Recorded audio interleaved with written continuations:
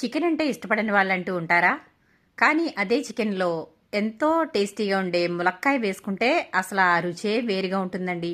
మరి చికెను ములక్కాయ ఏ విధంగా వండుకోవాలో ఇప్పుడు మనం చూసేద్దాము. Welcome back to my channel.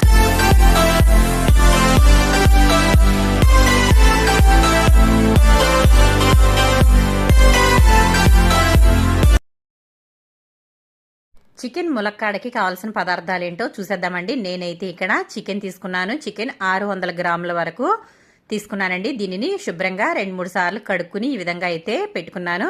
ఆ తర్వాత ఒక 2 ములక్కాయలు తీసుకున్నాను. అలాగే 2 టమాటాలు, 4 పచ్చిమిర్చి, ఉల్లిపాయలు కూడా ఒక 3 వరకు మీడియం సైజువి తీసుకున్నాను. ఆ తర్వాత అల్లం వెల్లుల్లి తీసుకున్నానండి. మన కర్రీలోకి ఎంత అయితే సరిపోతుందో అంత అయితే తీసుకున్నాను.